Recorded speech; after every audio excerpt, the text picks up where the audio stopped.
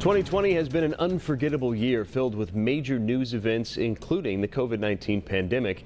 And as the year comes to a close, News Channel anchor Scott Hennessy looks back on some of the top local stories of 2020. The new year brought new lawsuits in the Conception dive boat fire. Their families have asked us to do two things: to find out what happened and to make sure it never happens again. On January 13th, lawyers representing families of several victims announced a federal lawsuit against the owner of the boat, Truth Aquatics. 34 people died in the fire on Labor Day 2019. 2020 would prove to be a major year for the investigation. On the one-year anniversary in September, local leaders unveiled a permanent seaside memorial in Santa Barbara. In October, the NTSB released its findings and probable cause, citing inadequate safety procedures and the lack of a night watch. And in December, the captain of the boat was indicted on federal manslaughter charges. The NTSB found itself in charge of another high-profile investigation in late January when a helicopter carrying NBA legend Kobe Bryant crashed in Calabasas while headed to Ventura County. Fans flocked to Mamba Sports Academy in Newberry Park. I'm devastated. I couldn't stop crying. The basketball star also visited the South Coast over the years, hosting a basketball camp at UCSB. Towards the end of February, it became clear the coronavirus was serious. On March 6th, the first case of COVID-19 was confirmed in Ventura County.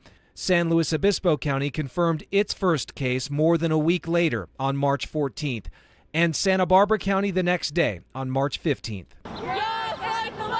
One of the largest outbreaks was at the Lompoc Federal Prison, prompting protests. Business owners were hit hard. Restaurants, shops, and hotels shuttered when Governor Gavin Newsom issued a stay-at-home order in March. Once bustling tourist towns turned into ghost towns. In May, a change. Restaurants and other businesses were allowed to reopen with restrictions right around Memorial Day.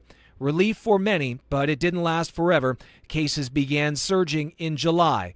And then again after Halloween, first prompting an evening curfew across the state and then a regional stay-at-home order. This time, frustration.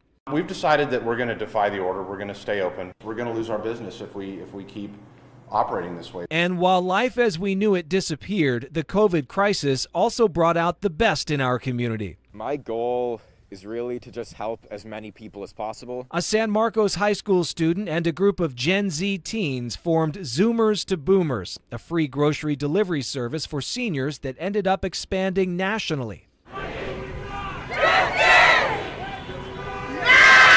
In May, the focus shifted from COVID to the Black Lives Matter movement following the death of George Floyd in Minneapolis.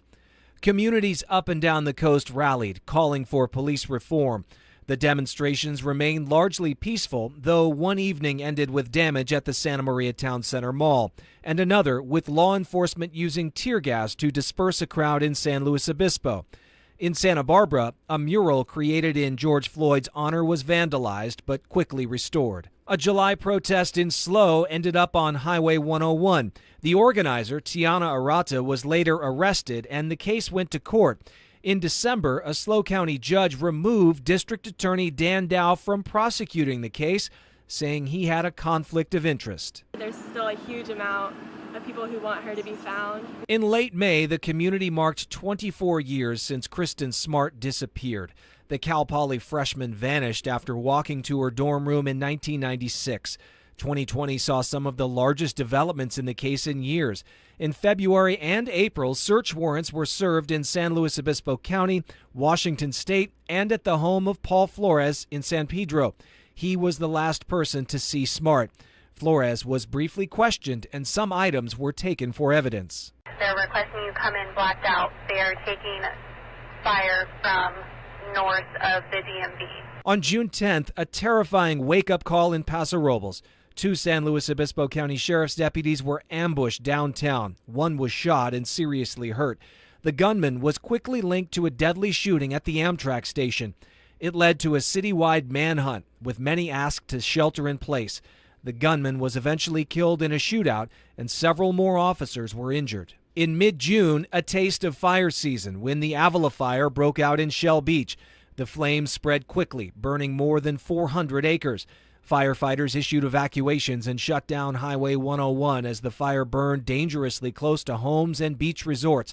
Incredibly, only one structure was damaged. Investigators later said the fire was started intentionally. On November 25th, exactly 1 year after the cave fire broke out above Santa Barbara, investigators determined the fire was also caused intentionally. And just when we thought 2020 couldn't get any weirder, a monolith popped up on December 2nd in Atascadero. The next day, vandals tore it down, but the creators made a new one. The group behind the project wanted to create a symbol of resiliency and coming together during a year when it's never been more important.